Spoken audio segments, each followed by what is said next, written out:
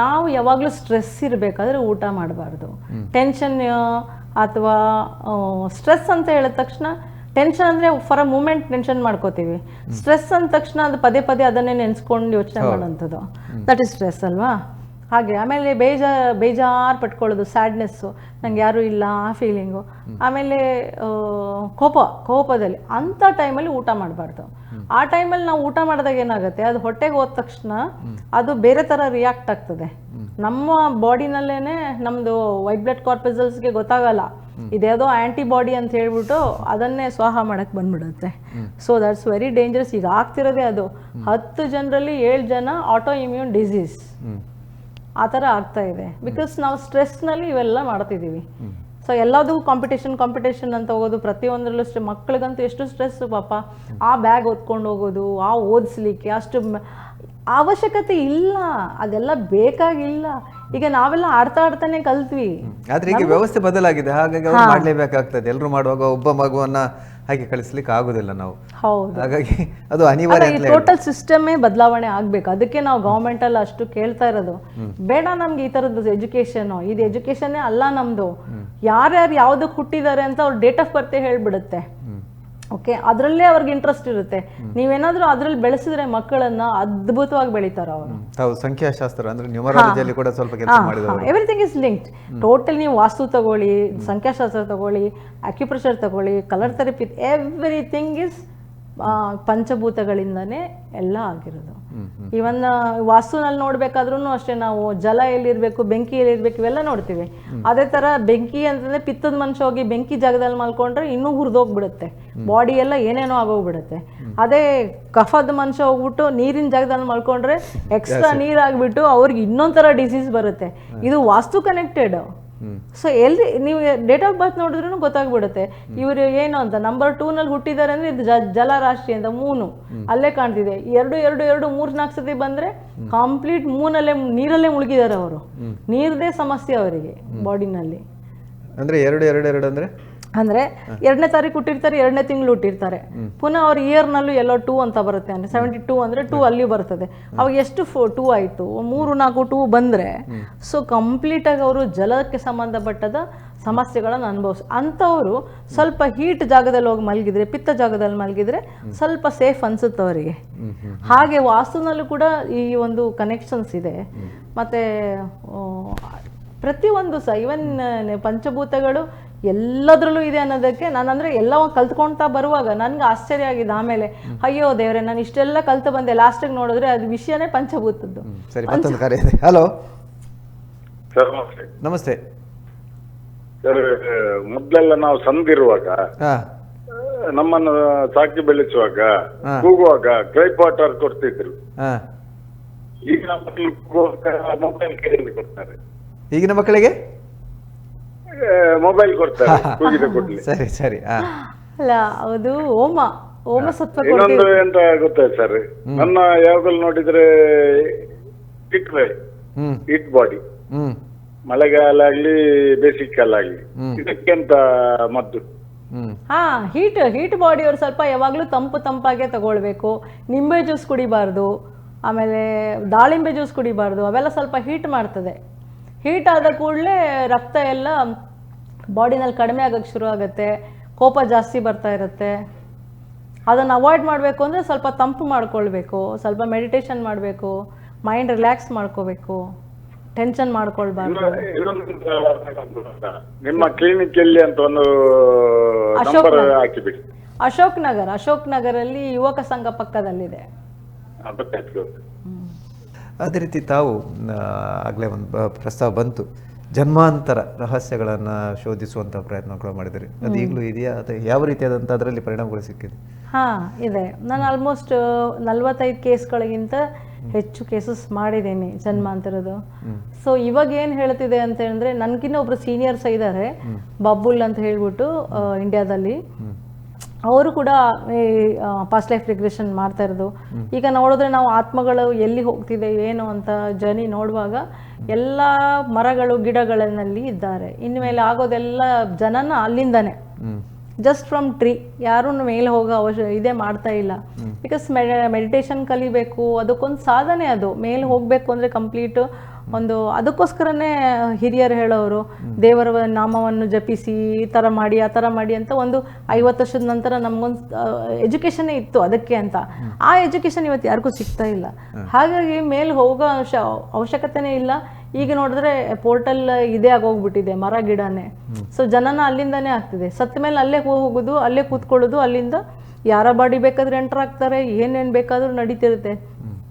ಇಲ್ಲ ಅಂತ ಹೇಳೋದಕ್ಕೆ ಎಷ್ಟೋ ಜನರು ಶರೀರದಲ್ಲಿ ಅವುಗಳು ಮಾತಾಡ್ತಾವಲ್ಲ, ನಾನು ಹೇಗಿಲ್ಲ ಅಂತ ಹೇಳಿ ಬಂದು ಮಾತಾಡ್ತಾರೆ. ನಾನು ಇಲ್ಲಿದ್ದೆ, ನಾನು ಆ ಪೋಸ್ಟರಲ್ಲಿದ್ದೆ, ನಾನು ಮರದಲ್ಲಿದ್ದೆ, ನಾನು ಇಂಥದ್ದಿದ್ದೆ, ಮತ್ತು ತುಂಬ ಭಕ್ತಿ ಮಾಡ್ತಾರೆ ಅದಕ್ಕೂ ಬಂದಿದ್ದೀನಿ ಅಂತಲೂ ಹೇಳೋರಿದ್ದಾರೆ.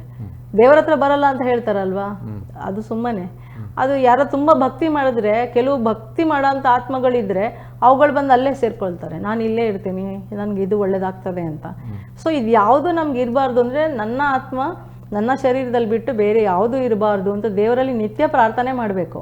ಆ ಶಕ್ತಿಗಳನ್ನು ನಾವು ಕನೆಕ್ಟ್ ಮಾಡ್ಕೊಳ್ಬೇಕು. ಈಗ ಯಾವುದೇ ಒಂದು ದೈವ ಶಕ್ತಿಗಳನ್ನು ನಾವು ಕನೆಕ್ಟ್ ಮಾಡ್ಕೊಳ್ಳುವಾಗ ಅವ್ರು ನಮಗೆ ಕನೆಕ್ಟ್ ಆಗಿರ್ತಾರೆ, ನಮಗೆ ಹೆಲ್ಪ್ ಮಾಡ್ತಾ ಇರ್ತಾರೆ. ಈಗ ನಾನು ನೀವಾಗಲಿ ನಿತ್ಯ ನಾವು ಕಾಲ್ ಮಾಡ್ಕೊಳ್ತಾ ಇದ್ರೆ ಇಬ್ಬರು ಪರಸ್ಪರ ಮಾತಾಡ್ತಾ ಇರ್ತೀವಿ. ನಿಮ್ಮ ಕಷ್ಟ ಬಂದರೆ ನಾನು ಹೆಲ್ಪ್ ಮಾಡ್ತೀನಿ, ನನ್ನ ಕಷ್ಟ ಬಂದು ನೀವು ಹೀಗೆ ನಡೆಯುತ್ತಲ್ವ ಲೈಫು. ಹಾಗೇನೆ ಅವ್ರಿಗೆ ನಾವು ಅವ್ರಿಗೆ ಶರೀರ ಇಲ್ಲದೆ ಇರ್ಬೋದು, ಬಟ್ ಶಕ್ತಿಗಳಿರೋದಂತೂ ಗ್ಯಾರಂಟಿ. ನಾವು ಕನೆಕ್ಟ್ ಮಾಡ್ಕೊಳ್ಬೋದು. ನಿತ್ಯ ಅವರನ್ನು ನೀವು ಧ್ಯಾನಿಸ್ತಾ ಇದ್ರೆ ಕನೆಕ್ಟ್ ಆಗಿಬಿಡ್ತೀವಿ. ಮೊದಲೆಲ್ಲ ಲೇಟ್ ಇತ್ತಂತೆ, ಈಗ 7 ದಿನ ಸಾಕು. 7 ಡೇಸ್ನಲ್ಲಿ you can connect any energy. ಆ ಮಟ್ಟದಲ್ಲಿ ಇವಾಗ ಅಷ್ಟು ಫ್ರೀಕ್ವೆನ್ಸಿ ಜಾಸ್ತಿ ಇದೆ ಭೂಮಿದು, ಹಾಗಾಗಿ ಕನೆಕ್ಟ್ ಆಗ್ತಾರೆ.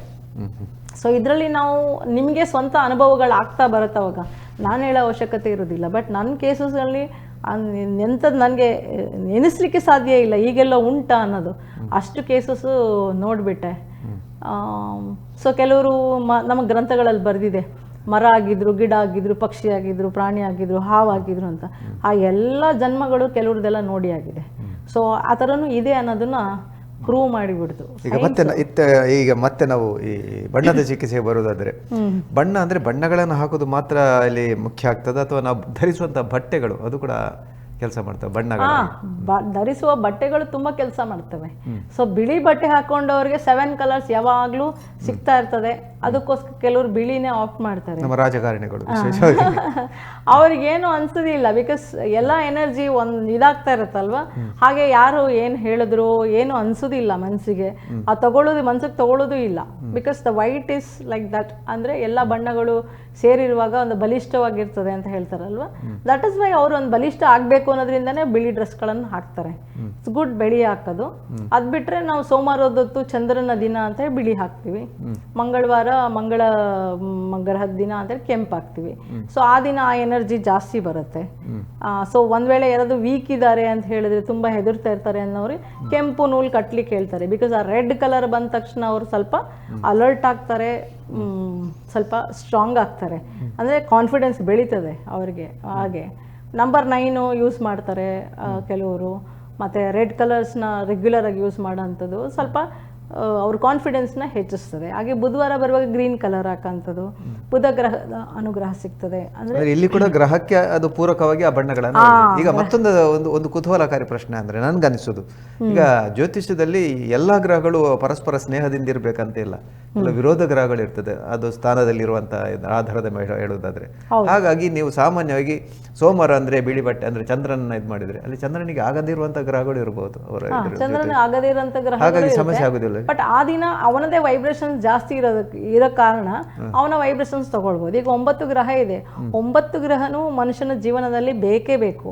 ನಾವು ಹುಟ್ಟುವಾಗಲೂ ಸಹ ನಾನು ಹೇಳಿದಾಗೆ ತಾಯಿ ಗರ್ಭದಲ್ಲಿ 9 ತಿಂಗಳಿರ್ತೀವಿ ನಾವು. ಸೊ 9 ಗ್ರಹಗಳು ನಮ್ಮ ಮೇಲೆ ಪರಿಣಾಮ ಬೀರುತ್ತೆ. ಆ 9 ಗ್ರಹಗಳು ನಮ್ಮ ಒಂದೊಂದು ಆರ್ಗನ್ ನ ಕನೆಕ್ಟ್ ಆಗಿದೆ. ಒಬ್ಬರಿಗೆ ಹೊಟ್ಟೆ ತಗೊಂಡ್ರೆ ಜುಪಿಟರ್ ಕನೆಕ್ಟೆಡ್, ಅಂದ್ರೆ ಗುರು ಗ್ರಹ. ನಿಮ್ಗೆ ಹೊಟ್ಟೆಲ್ ಸಮಸ್ಯೆ ಬಂದ ತಕ್ಷಣ ಗುರು ಗ್ರಹದ ಪ್ರಾಬ್ಲಮ್ ಇದೆ ಅಂತ ಹೇಳ್ತಾರೆ. ನಾವು ಜಾತಕದಲ್ಲಿ ನೋಡಿದ ತಕ್ಷಣ ಇಂಥದ್ದು ಬರುತ್ತೆ ಅಂತ ಅಲ್ಲೇ ಗೊತ್ತಿರುತ್ತೆ. ಅದು ಲೈಫ್ ಸ್ಕ್ರಿಪ್ಟ್ ನಮ್ಮ ಜಾತಕ. ಅದು ನೋಡಿದ ತಕ್ಷಣನೇ ಇವ್ರಿಗೆ ಗುರು ಪ್ರಾಬ್ಲಮ್ ಇದೆ ಅಂದ್ರೆ ಹೊಟ್ಟೆ ಸಮಸ್ಯೆ ಬಂದೇ ಬರುತ್ತೆ ಅಂತ ಇರುತ್ತೆ. ಅದೇ ತರ ಇದು ಬುಧ ಗ್ರಹದಿರ್ಬೋದು, ಮಂಗಳ ಗ್ರಹದಿರ್ಬೋದು, ಯಾವುದೇ ಗ್ರಹದ ಸಮಸ್ಯೆ ಇದೆ ಅದು ಮೊದಲೇ ಗೊತ್ತಾಗ್ಬಿಡುತ್ತೆ ಜಾತಕದಲ್ಲಿ ಮತ್ತೆ ಡೇಟ್ ಆಫ್ ಬರ್ತ್ನಲ್ಲಿ. ಸೊ ಆವಾಗ ಏನು ಮಾಡಬೇಕು ಅಂದರೆ, ತುಂಬ ಜಾಣರಾದ್ರೆ ಏನು ಮಾಡ್ತಾರೆ, ಯಾವ ಗ್ರಹ ಇದು ಫ್ರೆಂಡ್ಲಿ ಇರ್ತದೆ ಆ ಫ್ರೆಂಡ್ಲಿ ಗ್ರಹದ ಏನಾದರೂ ವಸ್ತುನ ಯೂಸ್ ಮಾಡೋಕ್ಕೆ ಶುರು ಮಾಡ್ತಾರೆ. ಕೃಷ್ಣನೂ ಹಾಗೆ ಮಾಡ್ತಿದ್ರಂತೆ. ಕೃತಿಕಾ ನಕ್ಷತ್ರ, ಕೃತಿಕಾ ನಕ್ಷತ್ರ ಅಂದ್ರೆ ಸುಬ್ರಹ್ಮಣ್ಯ ಸ್ವಾಮಿ ಮತ್ತೆ ಮಂಗಳ ಗ್ರಹ ತುಂಬಾ ಫ್ರೆಂಡ್ಸು. ಹಾಗೆ ಮಂಗಳ ಗ್ರಹ ನಿಮ್ಗೆ ತೊಂದರೆ ಮಾಡ್ತಿದ್ದಾನೆ ಅಂತ ಹೇಳಿದ್ರೆ ಸುಬ್ರಹ್ಮಣ್ಯ ಸ್ವಾಮಿ ಹತ್ರ ಹೋಗ್ಬಿಟ್ಟು ನೀವು ಪೂಜೆ ಎಲ್ಲ ಮಾಡಿಸ್ಕೊಂಡು ಬೇಡ್ಕೊಂಡು ಬಂದ್ರೆ ಅವ್ನು ಕನ್ವಿನ್ಸ್ ಮಾಡ್ತಾನ ಅವನನ್ನ ತೊಂದರೆ ಮಾಡಬೇಡ ಅಂತ. ಸೊ ಹಿಂಗೆ ಫ್ರೆಂಡ್ಲಿ ಗ್ರಹಗಳು ಹೆಲ್ಪ್ ಮಾಡುತ್ತೆ. ಅದು ಗ್ರಹಗಳಂತ ಹೇಳ್ತೀವಿ, ಮನುಷ್ಯರಲ್ಲಿ ನೋಡಕ್ ಹೋದ್ರೆ ನಾವು ಗ್ರಹಗಳಾಗೆ ನೋಡ್ಬೇಕಾಗತ್ತೆ. ಈಗ ನನ್ನದು ಕನೆಕ್ಟೆಡ್ ಗ್ರಹ ಯಾವ್ದಾದ್ರು ಫ್ರೆಂಡ್ಸ್ ಇದ್ರೆ ಆ ನಂಬರ್ ಅವ್ರು ನಮ್ಗೆ ತುಂಬಾ ಚೆನ್ನಾಗಿರ್ತಾರೆ ನಮ್ಮ ಜೊತೆ. ನನ್ಗೆ ಆಗದೇ ಇರೋ ನಂಬರ್ ಇದ್ರೆ ಮಾತ್ರ ಅಲ್ಲಿ ವೈರತ್ವ ಬರೋದು ಅದೆಲ್ಲ ಇರುತ್ತೆ. ಬಟ್ ನಂಬರ್ 5ಗೆ ಎಲ್ಲ ಬ್ಯಾಲೆನ್ಸ್ ಮಾಡೋಕ್ಕಾಗತ್ತೆ ಅಂತ ಹೇಳ್ತಾರೆ. ಅವರಿಗೆ ಎಲ್ಲರೂ ಆಗತ್ತೆ, ಯಾವ ನಂಬರೂ ಆಗಲ್ಲ ಅಂತ ಇಲ್ಲ. 9 ನಂಬರ್ ಕೂಡ ಆಗ್ತದೆ. ಸೊ ಇದು ಒಂದೊಂದು ಗ್ರಹ ಒಂದೊಂದು ರೂಲ್ ಮಾಡ್ತಿರುತ್ತೆ ಹೇಳಿದೆ ಅಲ್ಲ. ಒಂದು ಎಜುಕೇಷನ್ನು, ಒಂದು ರಿಲೇಷನ್ಶಿಪ್ಪು, ಒಂದು ಹಣಕಾಸು, ಈ ಥರ ಎಲ್ಲ ಮಾಡ್ತಿರುತ್ತೆ. ಹಾಗೆ ನಮ್ಮ ಡೇಟ್ ಆಫ್ ಬರ್ತ್ನಲ್ಲಿ ಯಾವುದಾದ್ರೂ ಒಂದು ಗ್ರಹ ಇಲ್ಲ ಅಂದರೂ ಕೂಡ ಆ ಒಂದು ಕ್ಷೇತ್ರದಲ್ಲಿ ನಾವು ಕಳ್ಕೊಳ್ತೀವಿ. ಯಾವಾಗ ಅದು ಚಲನೆ ಯಾವಾಗ ಬರ್ತದೆ ಗ್ರಹಗಳದ್ದು, ಆ ಚಲನೆಯಲ್ಲಿ ಬಂದಾಗ ಮಾತ್ರ ನಮಗೆ ಆ ಬೆನಿಫಿಟ್ ಸಿಗ್ತದೆ, ಉಳಿದ ಟೈಮಲ್ಲಿ ಸಿಗೋದಿಲ್ಲ. ಆ ಥರ ಇರುತ್ತೆ. ಆವಾಗ ನಾವು ಡೇಟ್ ಆಫ್ ಬರ್ತ್ ನೋಡಿ ನ್ಯೂಮರಾಲಜಿನಲ್ಲಿ ನೋಡಿ ಆದಮೇಲೆ ಯಾವ ಗ್ರಹ ಇಲ್ಲ, ಆ ಗ್ರಹ ಹೇಗೆ ಬರಬೇಕು, ಯಾವ ವಸ್ತುವಿಂದ ಬರಬೇಕು ಅದನ್ನು ಹೇಳ್ಕೊಡ್ತೀವಿ. ಅದು ಸ್ಟೋನ್ಸ್ ಇರ್ಬೋದು, ಬೇಳೆಕಾಳುಗಳಿರ್ಬೋದು, ನೂಲ್ಗಳಿರ್ಬೋದು, ಕಲರ್ಸ್ ಇರ್ಬೋದು, ಎನಿಥಿಂಗ್. ಅದು ಕನೆಕ್ಟ್ ಆದ ಕೂಡಲೇ ಅವರಿಗೆ ಆಲ್ಮೋಸ್ಟ್ ಬೆಟರ್ ಫೀಲ್ ಆಗೋಕ್ಕೆ ಶುರು ಆಗುತ್ತೆ. ಸೊ 9 ಗ್ರಹಗಳು ನಮ್ಮದು ಸಿಕ್ಬಿಟ್ರೆ ಮನುಷ್ಯನ ಲೈಫ್ ಆರಾಮದಲ್ಲಿ ಇರುತ್ತವೆ. ಹಾಗೆ ಅಂತ. ಈಗ ಸ್ಟೋನ್ನ ಬಗ್ಗೆ ಹೇಳಿದ್ರಿ, ಈಗ ಅದರಲ್ಲೂ ಕೆಲವರಲ್ಲೂ ಗೊಂದಲ ಇದೆ. ಎಲ್ಲ ಜನರು ಏಕರೀತಿಯಾಗಿ ಧಾರಣೆ ಮಾಡುವ ಹಾಗಿಲ್ಲ. ಈಗ ಗುರು ಅಂದ್ರೆ ಅದಕ್ಕೆ ಎಲ್ಲ ಸಫರ್ ಅಂತ ಹೇಳ್ತೇವೆ ನಾವು. ಹೌದು. ಹಾಗಂತ ಎಲ್ಲರೂ ಅದನ್ನ ಧಾರಣೆ ಮಾಡುವಾಗಿಲ್ಲ. ಅದಂದ್ರೆ ಇನ್ನೊಂದು ಸಹ ಇದೆ, ಆ ಗ್ರಹಗಳ ಆ ಮೂಮೆಂಟ್ ವರೆಗೆ ಮಾತ್ರ ನೀವು ಯೂಸ್ ಮಾಡಬೇಕು, ಆಮೇಲೆ ಯೂಸ್ ಮಾಡೋ ಅವಶ್ಯಕತೆ ಇರೋದಿಲ್ಲ. ಕನಕ ಪುಷ್ಯರಾಗ ಅಂದ್ರೆ ಗುರು ಅಂದಾಕ್ಷಣ ಕನಕ ಪುಷ್ಯರಾಗಲ್ಲ, ಅದು ಜಾತಕವನ್ನು ಪರಿಶೀಲನೆ ಮಾಡಿ ಹಾಕ್ಬೇಕನ್ನೋ ಒಂದು ಕೂಡ ಮತ್ತೊಂದು ವಾದ ಇದೆ. ಹೌದು ಹೌದು ಹೌದು. ಅದು ಕ್ಯಾಲ್ಕುಲೇಷನ್ಸ್ ತುಂಬಾ ಇದೆ ಅಸ್ಟ್ರಾಲಜಿನಲ್ಲಿ, ಅದೆಲ್ಲ ತುಂಬಾ ಡೆಪ್ತಲ್ಲಿ ಕ್ಯಾಲ್ಕುಲೇಷನ್ಸ್ ಇದೆ. ಆದರೆ ನ್ಯೂಮರಾಲಜಿನಲ್ಲಿ ಹಾಗಲ್ಲ. ನಾವು ಇನ್ ಜನರಲ್ ಅದೊಂದು ಜನರಲೈಸ್ ಮಾಡಿದ್ದಾರೆ, ಆ ಡೇಟಾಸ್ನೆಲ್ಲ ಕಲೆಕ್ಟ್ ಮಾಡಿ ಹೀಗೆ ಮಾಡಿದ್ರೆ ಹೀಗೆ ಅಂತ. ಸೊ ಈಸಿಯಾಗಿ ಅದು ನಾವು ಯಾರೂ ಮಾಡ್ಕೊಳಕ್ಕಾಗತ್ತೆ. ನ್ಯೂಮರಾಲಜಿ ಕಲ್ತ್ರೆ ತುಂಬ ಸುಲಭವಾಗಿ ಮಾಡ್ಕೊಳ್ಬೋದು. ಬಟ್ ಯಾವ್ಯಾವ ನಂಬರ್ಸು ಅದಕ್ಕೇನು ಪವರ್ಸ್ ಇದೆ, ಯಾವ ಕಲರಲ್ಲಿ ಇದ್ರೆ ಅದು ಎಷ್ಟು ಪವರ್ಸ್ ಇದೆ. For example violet colour, violet ಅಂತ ಹೇಳಿದಾಗ ಆಕಾಶದ ಬಣ್ಣ, ಅದು ಆಕಾಶದ ಬಣ್ಣ ಅಂತಂದ್ರೆ ಕವರಿಂಗು, ನಮ್ಮ ಬಾಡಿ ಕವರಿಂಗು ಬೇಕು, ಅದು ಆಕಾಶದ ಬಣ್ಣ. ಹಾಗೇನೆ ಪ್ರತಿಯೊಂದಕ್ಕೂ ಕವರಿಂಗ್ ಅಂತ ಇರ್ತದೆ. ಈವನ್ ನಮ್ಮ ಸ್ಟಮಕ್ ಇದೆ, ಸ್ಟಮಕ್ ಕವರಿಂಗ್ ಬೇಕಾದ್ರೆ ಆಕಾಶ ಬಣ್ಣವೇ. ಅವಾಗ ಸ್ಟಮಕ್ ಪ್ರಾಬ್ಲಮ್ಸ್ ಬಂದಾಗ ಕೆಲವೊಮ್ಮೆ ಆಕಾಶ ಬಣ್ಣ ಕೊಡ್ತೀವಿ ನಾವು ಆ ಕವರಿಂಗೋಸ್ಕರ. ಹಾಗೆ ಈವನ್ ನಿಮಗೆ ವೆಹಿಕಲ್ಸ್ ಅಲ್ಲಿ ಹೋಗ್ತಾ ಇರಬೇಕಾದ್ರೂ ಅಷ್ಟೇ, ನಿಮ್ಗೆ ಒಂದು ಕವರಿಂಗ್ ಬೇಕು, ಅದಕ್ಕೆ ಪ್ರೊಟೆಕ್ಷನ್ ಬೇಕು ಅಂತಂದರೆ ಪರ್ಪಲ್ ಕಲರ್ ಯೂಸ್ ಮಾಡ್ಬೋದು. ಡಾಕ್ಟರ್ ಬಸವರಾಜ್ ಅವರು ಚೆನ್ನಾಗಿ ಅದ್ರ ಬಗ್ಗೆ ತುಂಬ ಹೇಳ್ಕೊಟ್ಟಿದ್ದಾರೆ ನ್ಯೂಮರಾಲಜಿನಲ್ಲಿ.